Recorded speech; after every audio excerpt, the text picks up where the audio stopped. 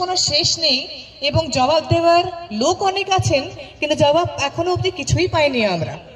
অভয়ের মা বাবা যারা আছেন, যার গেল তার তো গেলই, তাহলে কি আমরা অপেক্ষা করব যে আরো কোল শূন্য হোক? তাহলে কি আমরা চেয়ে চেয়ে তাকিয়ে থাকবো যে এটা একটা নাটক চলুক আর আমরা সেখানে খালি দাঁড়িয়ে দাঁড়িয়ে এটাই দেখে থাকি? সেই যাতে নাটকের যখন কথাই হচ্ছে, আমাদেরও কিন্তু প্রতিবাদী, আমাদের ভাষার কিন্তু বলির কিন্তু কোনো সীমা নেই। একজন আমাদের মধ্যে সঙ্গীত পরিবেশন করলেন, একজন আমাদের সত্যিকারে শিখিয়ে দেবেন যে নাটক কাকে বলে। মানে আমাদের মধ্যে একজন আসবেন, ওনার নাম হচ্ছেন গৌরীশঙ্কর বাবু। উনি একজন নাট্য সংস্থার কর্ণধার। ওনাকে আমি এই মুহূর্তে ডেকে নেব স্টেজে আমাদের মধ্যে প্রতিবাদী নাটক করানোর জন্য এবং বলে দেওয়ার জন্য যে নাটক আসলে কিভাবে করা যেতে পারে প্রতিবাদ হিসেবে।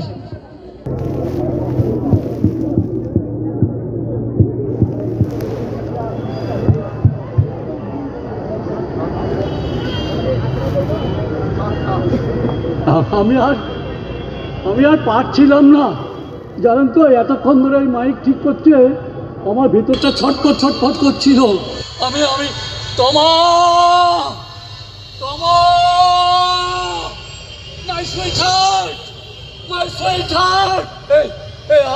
আপনারা কেউ আমার নাতনি তিলোত্তমাকে দেখেছেন? আমার নাতনি তিলোত্তমাকে আপনারা কেউ দেখেছেন? কাল রাত থেকে সে বাড়ি ফেরেনি, জানেন? কাল রাত থেকে সে এরকম কখনো হয় না এবং ফোনও করে না। আসলে সন্ধ্যেবেলা ফেরার পর আমরা দুজনে একসঙ্গে বসে ডিনার করি। আসলে জানেন তো, আমাদের না একা খেতে ভালো লাগে না, তাই দুজনে ওই একসঙ্গে ডিনার করি। আর সারাদিনের যত কথা জমা থাকে সেই কথাগুলো আমরা ওই টেবিলে বসে পরস্পরের মধ্যে বিনিময় করি। আমি যেমন বলি, জানিস তো দিদি ভাই, আজ তোর মনের মতো মাছটা পেয়ে গেছি, জানিস তো, বেশি করে কিনে নিয়েছি। আহা, চিন্তার কি আছে, ফ্রিজ আছে তো, ফ্রিজে রেখে দেবো, রোজ এরকম ভালো মাছ পাওয়া যায় না। তারপরে আমি ওই যে প্রাতঃভ্রমণে বেরোই, প্রাতঃভ্রমণে বেরিয়ে যদি কোনো ঘটনা ঘটে, কোনো বিশেষ কেউ কিছু বলে, আমি সেইটা ও দিদিভাইকে বলি। আর দিদিভাই বলে ওর কর্মস্থলের কথা, বলে জানো তো দাদাই, জানো তো কত দূর থেকে কত মানুষ আসে চিকিৎসা করতে, আর চিকিৎসা করার পর তারা যখন সুস্থ হয়ে বাড়ি ফিরে যায় তখন মনটা ভরে যায়, জানো তো, মনটা ভরে যায়। আর যদি উল্টোটা হয়, উল্টোটা হলে অদ্ভুত এক বিষাদ তখন আমাদের গ্রাস করে। তারপর বলে, জানো তো দাদাই, আমাদের হাসপাতালে না নানান গন্ডগোল। সে কি রে, কি গন্ডগোল? বলে, দেখো না, যেখানে তোমার 10-12 জন ডাক্তার দরকার, সেখানে মাত্র 4-5 জন ডাক্তার দিয়ে কাজ চালিয়ে নেওয়া হচ্ছে। যেখানে 20-22 জন নার্সের দরকার, সেখানে মাত্র 10-12 জন নার্স দিয়ে কাজ চালিয়ে নেওয়া হচ্ছে। তার ফলে হচ্ছে কি বলো, ওই ডাক্তার নার্স ওদের উপর প্রচণ্ড চাপ পড়ছে এবং সম্পূর্ণ পরিষেবা দেওয়াও সম্ভব হচ্ছে না। আসলে ভুক্তভোগী হচ্ছে গরিব মানুষগুলো। কেন যেটা করে আমি বুঝতেই পারি না, জানো তো দাদাই। তাছাড়া জানো, আরও মজা আছে, কত দামি মেশিন ওরা ঘরে তালা বন্ধ করে রেখে দিয়েছে, লাখ কোটি টাকা দামের মেশিন। আর তা হচ্ছে কি, আর গরিব মানুষগুলো, তাদের রোগীর পরিবাররা বাইরে থেকে বেশি টাকা দিয়ে সেই সব পরীক্ষা করছে, অথচ ওই দামি মেশিনগুলো তালা দিয়ে ফেলে রেখে দেওয়া হয়েছে। এই কী উদ্দেশ্য দাদা, জানো তো, আমি বুঝতে পারি না। আবার কোনোদিন বলে, দাদাই আজ আমার আসতে দেরি হবে, তুমি খেয়ে নিও। একা খেতে আমার ভালো লাগে না, জানেন, কিন্তু কি করবো। আবার কোনোদিন বলে, দাদাই আজ আমার নাইট ডিউটি, সারা রাত ফিরবো না, তুমি চিন্তা করো না। আচ্ছা, চিন্তা করো না বললে কি চিন্তা বাঁধ মানে বলুন তো? তা আমি বলি, তা হ্যাঁ রে, খাবি কি? বললো, অন্য কলিগরা তো রয়েছে, ক্যান্টিন থেকে যা হোক কিছু আনিয়ে নেবো। কি আনিয়ে নেবে কি জানে, ক্যান্টিনে কি পাওয়া যায় তাও তো আমি জানি না, আদৌ আনাবে কি না। আর ওই রাতে কাজ করতে যদি একটু বিশ্রাম নেওয়ার প্রয়োজন হয়, তাহলে সেরকম কোনো জায়গা আছে কি না, থাকলেও সেটা কতটা নিরাপদ, এইসব কিছুই তো আমি জানি না। তাই আমার একটা চিন্তা থাকে। তবে সেই সব দিন ও ভোর হতে না হতেই বাড়ি ফিরে আসে, জানেন। আমি ভোর থেকে উৎকণ্ঠতে থাকি কখন কলিং বেলটা বাজবে, আর যেই কলিং বেল বাজে আমি তাড়াতাড়ি গিয়ে দরজা খুলে ওকে ভেতরে নিয়ে আসি। কিন্তু গত রাতে আমি মাঝ রাত থেকে এপাশ ওপাশ করছি, সব সময় ভাবছি, এই বুঝি কলিং বেলটা বাজলো, বাজলো না, কলিং বেলটা বাজলো না। এমনকি একটা ফোন পর্যন্ত এলো না। আর আমি যতবার ফোন করছি বলছে সুইচ অফ, সুইচ অফ। তো কাহা তো ঘরের মধ্যে থাকা যায় বলুন তো? তাই ওই সকালের যে কাজকর্মগুলো না করলি নয় সেইগুলো সেরে আমি ওর কর্মস্থল মানে আরজি ঘরের মেন গেটে এসে হাজির হলাম। ওমা, সেখানে গিয়ে দেখি প্রচুর লোক জড়ো হয়েছে। অবশ্য হাসপাতালে ওই গ্রামের পরিজনদের একটা ভিড় সবসময় থাকে, কিন্তু আজ দেখলাম সেখানে পুলিশে ছয়লাভ। কে যেন বললো কে মারা গেছে, তার ডেড বডি গাড়িতে তোলা হচ্ছে। বাবা, কে মারা গেছে জানি না, কোন মায়ের কোন শূন্য হলো। তা আমি ভেতর গেটের কাছে গিয়ে বললাম যে আমাকে ভেতরে যেতে দাও, আমার নাতনি তিলোত্তমা এখানকার জুনিয়র ডাক্তার, সে কাল রাত থেকে ফেরেনি, আমার তার সঙ্গে দেখা করা দরকার, আমাকে ভেতরে যেতে দাও, আমাকে ভেতরে যেতে দিল না, আমাকে ভেতরে যেতে দিল না, ধাক্কা মেরে আমাকে ফেলে দিল। আমি আছড়ে পড়লাম ওই গেটটার উপর, আমার মাথাটা ঠুকে গেল। সেই থেকে আমার মাথাটা ঝিমঝিম করছে, এইখানটা জ্বালা করছে, মনে হয় কেটে গেছে। দেখুন তো বোধহয় রক্ত মরুক। আমার যা হয়েছে কিন্তু সে কেন ফিরলো না বলুন তো? হ্যাঁ, সে কেন ফিরলো না? আমার ছেলে অলোক যে বিদেশে থাকে, মানে বৌমা আর অলোক বিদেশে থাকে, তো অলোক চেয়েছিল ওর মেয়ে উকিল হবে। তা আমি বারণ করেছিলাম, না দিদি ভাই, উকিল হবি না, উকিল হলে খুনি, ধর্ষক, চোর, ডাকাত, এদের জন্য তোকে গাদা মিথ্যা কথা বলতে হবে। তুই যেগুলো বিশ্বাস করিস না সেই সব কথা তোকে বলে যেতে হবে, দিনের পর দিন, মাসের পর মাস, বছরের পর বছর। থামলে চলবে না, কারণ এটাই তোমার পেশা এবং এর জন্য তুমি কাঁড়ি টাকা নিয়েছো। আর এই কাজে যদি তুমি সফল হও দিদি ভাই, মানে ওই খুনি ধর্ষককে যদি বেকসুর প্রমাণ করতে পারো, তাহলে তুমি আর এক মজা দেখবে।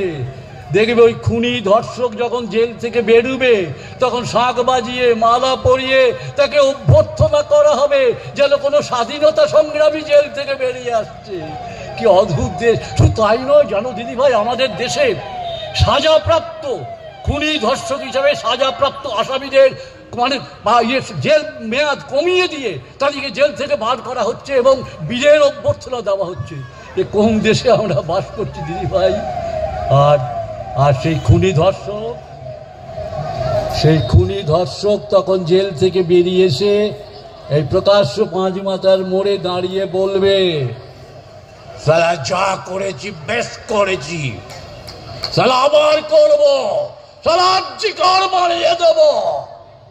তোদের ওই জাস্টিস ফর আর্জিকর এই স্লোগানের মুখে সালা আমি পেচ্ছাপ করে দিই। তোদের এই রাত জায়গা ক্লান্ত চোখে আমি থুতু ছেটাই।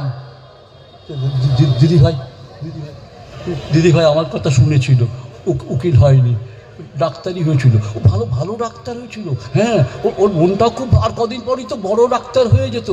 ওর মনটা খুব ভালো ছিল জানেন। কোনো গরিব মানুষ বস্তির কেউ অসুস্থ হয়েছে শুনলে ও তাড়াতাড়ি সেখানে গিয়ে হাজির হতো, তাহলে চিকিৎসা করতো, এক যত্ন করে চিকিৎসা করো।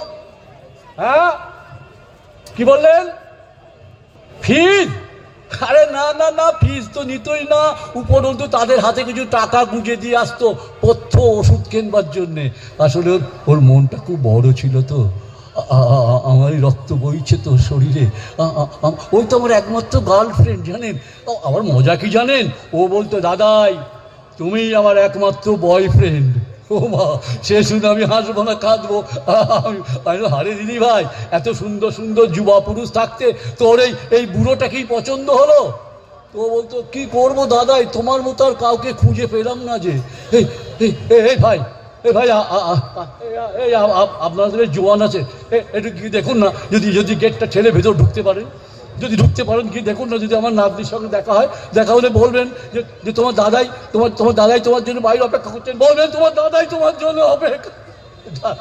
জান না ভাই, দয়া করুন না, পুরো কেটে না, আমি কাঁদবো না দিদি ভাই, কান্না পছন্দ করেন না।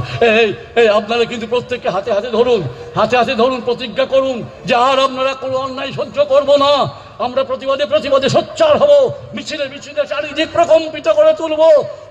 বলবো, উই ওয়ান্ট জাস্টিস ফর সারা বাংলায় একটাই স্বর, সারা দেশে একটাই স্বর, সারা বিশ্বে একটাই স্বর। আমি ওই গেটের কাছে যেতে গিয়ে শুনলাম জানেন, বললো একজন জুনিয়র ডাক্তার নাকি মানে খুন হয়েছে। এই হাসপাতালে কর্মকর্তা কয়েকজন মিলে তাকে ধর্ষণ করে মানে ধরা পড়ার ভয়ে তাকে হত্যা করে ওখানে ফেলে রেখে চলে গেছে। ওরে বাবা, এ কোন দেশে আমরা এলাম রে ভাই, যে মেয়েরা তাদের নিজেদের কর্মস্থলে নিরাপদ নয়? হ্যাঁ, মেয়েরা তাদের নিজেদের কর্মস্থল নিরাপদ নয়। এ কোন জঙ্গলের রাজত্বে আমরা বাস করছি? এ কোন জঙ্গলের রাজত্ব? তারপরে আমার দিদিভাই যখন বললো যে আমি জঙ্গলের রাজত্বে বাস করছি, দিদিভাই এই আপনারা এবার এই আমার ছেলে যখন জিজ্ঞেস করবে যে সে আমার মেয়ে কোথায় গেল, তখন আমি কি বলবো তাদের? হ্যাঁ, আমি কি বলবো? আপনারা বলুন না ভাই, আমার ছেলে যখন তার কথা জিজ্ঞেস করবে আমি কি বলবো? দিদিভাই এবার একদিন বলছে, জানো তো দাদাই, আমাদের হাসপাতালে দণ্ডমুণ্ডের কর্তা সেই মানুষটা কিন্তু মোটে ভালো নয়, খুব খারাপ। সে একদিন আমাকে কি বলে জানো? বলে, কিরে পাস করতে চাস তো? হ্যাঁ স্যার, পাস তো করতেই চাই। তাহলে টাকার ব্যবস্থা কর। কেন স্যার, টাকা কি হবে?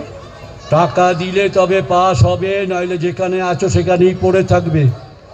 আমি বললাম, স্যার এর আগে তো আমি সমস্ত পরীক্ষায় খুব ভালোভাবে পাস করেছি, কোথাও তো টাকা লাগেনি। কোথায় কি লেগেছে আমার জানার দরকার নেই, তোমাকে যেটা বলছি সেটা শোনো। টাকার ব্যবস্থা করো, টাকা দিলে তবে পাস করবে, না দিলে যেখানে আছো সেখানেই পড়ে থাকবে বছরের পর বছর। আর হ্যাঁ, টাকা যত বেশি দেবে রেজাল্ট তত ভালো হবে।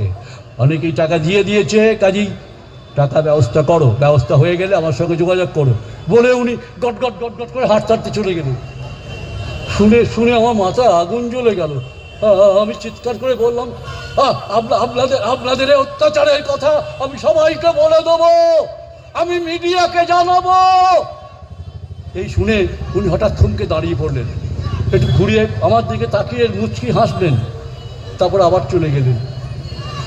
আমি তখন দিদিভাইয়ের মাথায় হাত রেখে বললাম, দিদিভাই কাজটা তুই ভালো করিসনি, দিদিভাই মোটেই ভালো করিসনি। তুই ভীমরুলের চাকে ঢিল মেরেছিস, ওরা তোকে সহজে ছাড়বে না দিদিভাই, ওরা তোকে সহজে ছাড়বে। আচ্ছা, ওরা কি ছেড়েছে? হ্যাঁ, ওরা কি ওকে ছেড়েছে? তাহলে ফিরলো না কেন?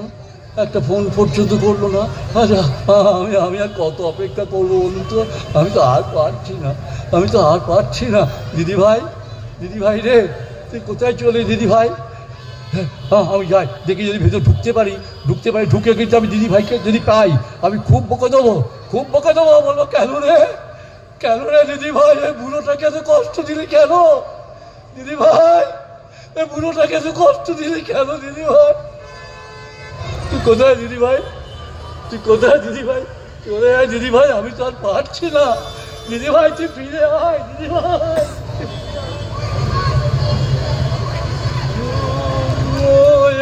বুকে পাখি মোড়ায়, ফিরে আয় শূন্য এ বুকে পাখি মোড়ায়, ফিরে আয় তোরে না হেরিয়া সকালের ফুল অকালে ঝরিয়া যায়, শূন্য এ বুকে পাখি মোড়ায়, ফিরে আয় শূন্য এ বুকে পাখি মোড়, ফিরে